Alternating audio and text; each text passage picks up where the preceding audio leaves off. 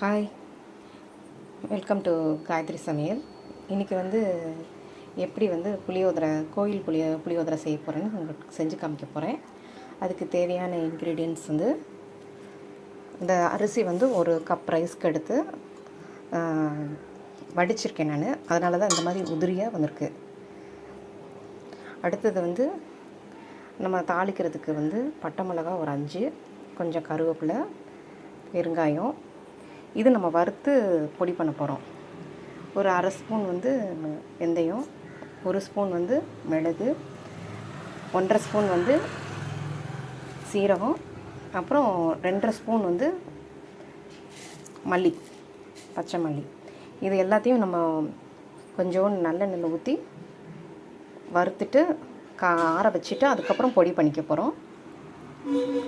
அப்புறம் lemon size அளவுக்கு புளி எடுத்து நான் கரைச்சி வச்சுருக்கேன், பல்ப்பு எடுத்து வச்சுருக்கேன். அதுக்கு மஞ்சத்தூளும் தேவைப்படுது நம்ம மிக்ஸ் பண்ணுறதுக்கு. ஃபஸ்ட்டு நான் அரிசி சாதத்தை வடித்து உதிரியாக வடித்து வச்சுருக்கேன். இதில் கொஞ்சம் எண்ணெய் ஊற்றி வச்சுருக்கேன் லைட்டாக. அப்போ சாதம் உங்களுக்கு காயாமல் இருக்கிறதுக்காண்டி. இதுக்கு தேவைப்படுறப்போ நம்ம அந்த பொடியை எடுத்து இதில் மிக்ஸ் பண்ண போகிறோம். நம்ம அரைச்சது தாளிக்கிறதுக்கு நம்ம சொன்னது கடுகு, உளுந்தப்பருப்பு, கடலைப்பருப்பு, இது 3. அப்புறம் கருவேப்பிலை, சிவப்பு மிளகா, அதான் 4 மிளகா இல்லைன்னா 5 மிளகா போதும், கொஞ்சோண்டு பெருங்காயத்தூள். இது 4ஐயும் நம்ம வறுத்துட்டு அரைச்சி அதை பொடி பண்ணி தனியாக எடுத்து வச்சுக்கணும் பொறன்னு. இப்போ நான் அடுப்பில் வறுத்து எடுக்கிறதுக்கு கொஞ்சம் எண்ணெய் போதும். இதை நம்ம அப்படி வறுக்க போகிறோம்.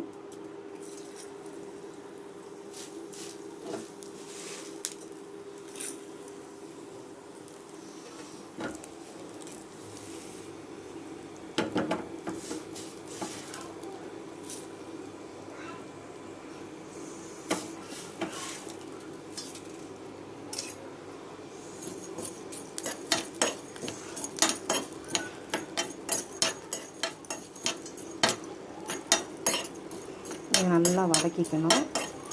நல்லா வறுத்துட்டு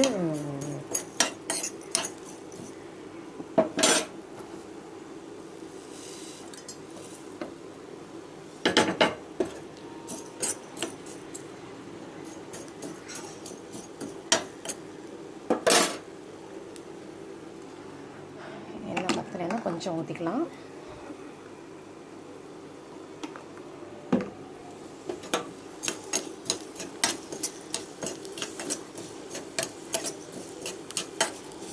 இந்த பச்சை வாசம் போகணும், இந்த மல்லி வாசம். இதை நல்லா ஆற வச்சு அதுக்கப்புறம் மிக்சியில் அரைக்கணும். எல்லாருக்குமே பிடிக்கும் கோவில் புளியோதரை. அதுக்கு சைட் டிஷ் நம்ம கடலைப்பருப்பு துவையல் நல்லாயிருக்கும். இப்போ ஓரளவுக்கு வறுத்தாச்சு.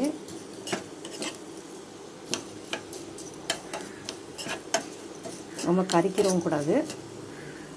ஸ்டவ் ஆஃப் பண்ணிடலாம். இதை நம்ம ஆற வச்சு வறுத்து பொடி பண்ணி வச்சுக்கணும். இப்போ இந்த வறுத்த பொடி நல்லா பார்த்திங்கன்னா ஆறி கொஞ்சம் ஆறின பிறகு இதை அப்படியே இந்த சாதத்தில் கொஞ்சம் மிக்ஸ் பண்ண போகிறோம்.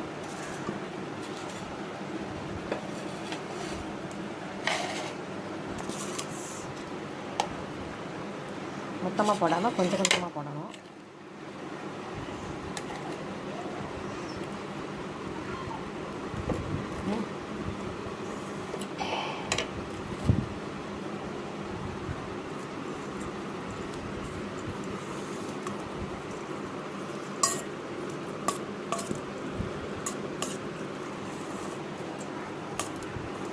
என்ன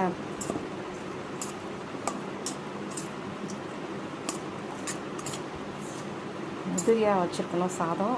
ரொம்ப சாதம் குழையக்கூடாது. வடிச்சிங்கன்னா கொஞ்சம் நல்லாயிருக்கும். குக்கரில் வைக்கிறதோட வடிக்கிறது பெஸ்ட்டு. அந்த கஞ்சி எடுத்தனால கொஞ்சம் உங்களுக்கு சாதம்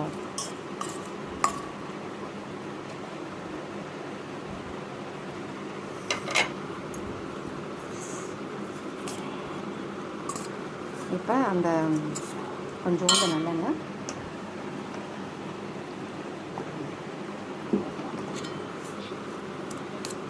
இது நம்ம வெறும் பொடியை மிக்ஸ் பண்ணியிருக்கோம். நெக்ஸ்ட்டு அந்த புளி கரைச்சலை வந்து கொதிக்க வச்சு அப்புறம் நான் தாளித்து அதில் இது சேர்த்து ஒன்றா பேஸ்ட் ஊற்ற போகிறோம்.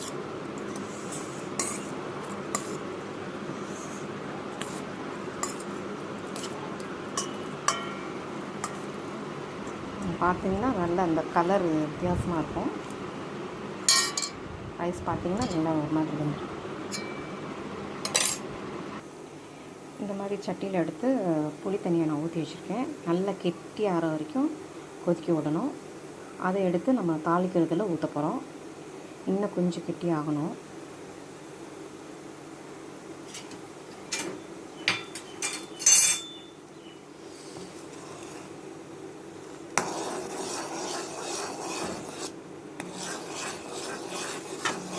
லெமன் சைஸ் அளவுக்கு போதும் புளியை கூற வச்சு நீங்கள்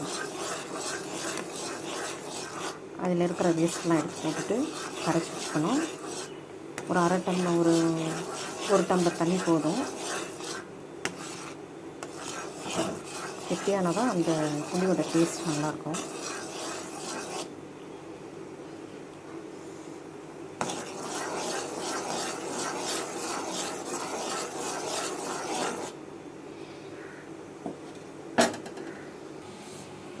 இதில் கொஞ்சம் உப்பு போட்டுக்கோங்க தேவைக்கு.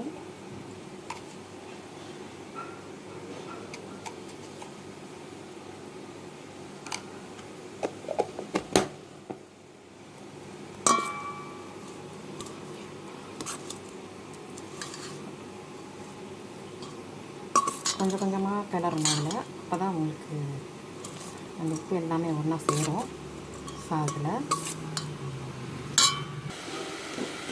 இப்போ பார்த்தீங்கன்னா அந்த பதம் வந்துச்சு. பார்த்தீங்கன்னா அந்த கெட்டியாக அந்த பல்ப்பு நல்லா கொதிக்க விட்டு இதுதான் நம்ம மிக்ஸ் பண்ண போகிறோம்.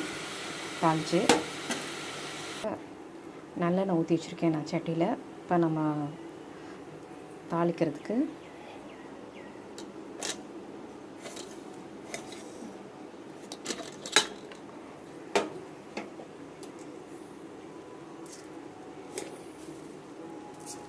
ரெண்டு ஸ்பூன் போதும். உளுந்தப்பருப்பு,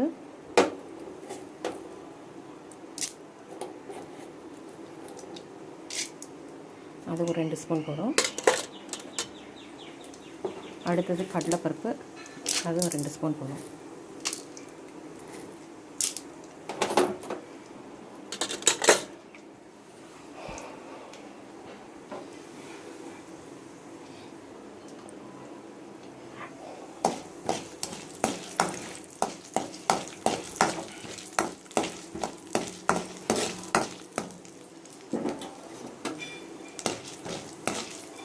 இதில் நம்ம கருவேப்பிலை,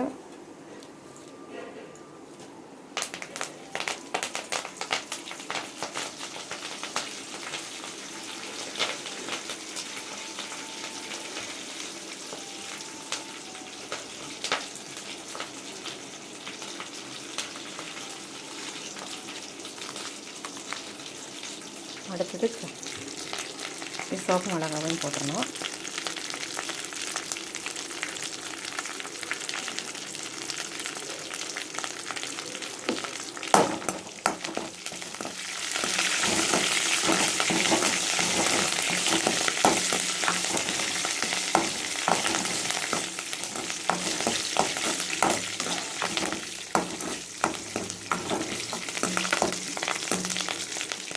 இதில் மஞ்சத்தூள், அடுத்தது பெருங்காயம்,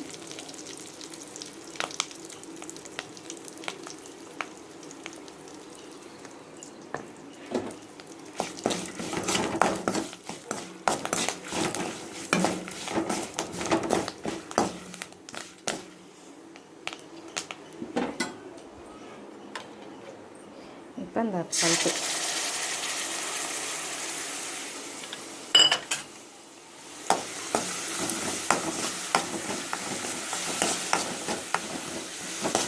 நல்லா ஒன்று மிக்ஸ் ஆகிடுச்சு. பார்த்தீங்கன்னா கடலைப்பருப்பு, உளுந்தப்பருப்பு, கடுகு, கருவேப்பிலை, சிவப்பு மிளகா, பெருங்காயம், மஞ்சத்தூள் இதுதான் நான் போட்டிருக்கேன். அதுக்கு பிறகு இதை அப்படியே எடுத்து நம்ம மிக்ஸ் பண்ண போகிறோம் ரைஸில். ஸ்டவ் ஆஃப் பண்ணிவிட்டு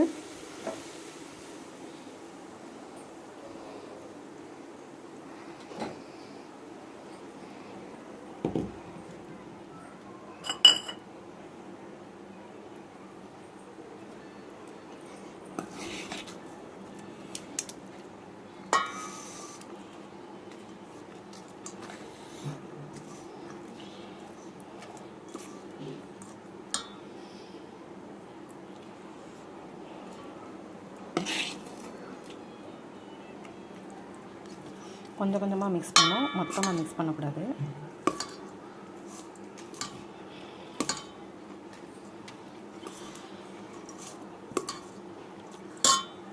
தேவைக்கு கொஞ்சம் உப்பு போட்டுக்கணும்.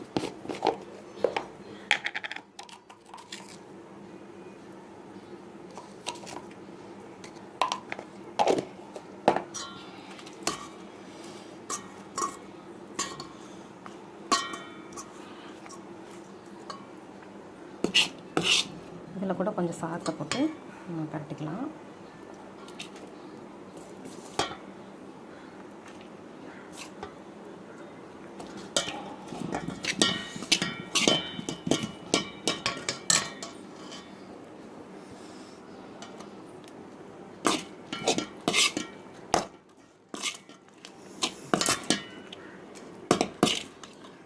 இப்போ நம்ம அதில் மிக்ஸ் பண்ணி ஒன்றா மிக்ஸ் பண்ணிட்டோம்னா புளியோதரை ரெடி. இது கோவில் புளியோதரை. இதுக்கு நம்ம சைட் டிஷ் வந்து கடலைப்பருப்பு துவையல் தொட்டு சாப்பிட்டா நல்லாயிருக்கும். எல்லாம் அதில் மிக்ஸ் பண்ணிடுவோம்னா பார்த்திங்கன்னா அந்த கோவில் புளியோதரை ரெடி ஆயிடுச்சு. இதுக்கு நம்ம கடலைப்பருப்பு சட்னி சைட் டிஷ்ஷாக சாப்பிட்டுக்கலாம். பார்த்திங்கன்னா சாதத்தை பார்த்திங்கன்னா நல்லா அப்படி உதிரியாக இருக்குது பார்த்திங்களா. இதில் நம்ம கடலைப்பருப்பு போட்டனால அதுவும் இன்னும் நல்லா டேஸ்ட்டாக இருக்கும். இது வேர்க்கடலை போடல, ஒரு சிலர் போடுவாங்க. ஆனால் கோயில் புளியோதரையில் முக்கால்வாசி போட மாட்டாங்க. இது புளியோதரை ரெடி. கோயில் புளியோதரை செஞ்சு பார்த்துட்டு எனக்கு கமெண்ட்ஸ் அனுப்புங்க. தேங்க்யூ.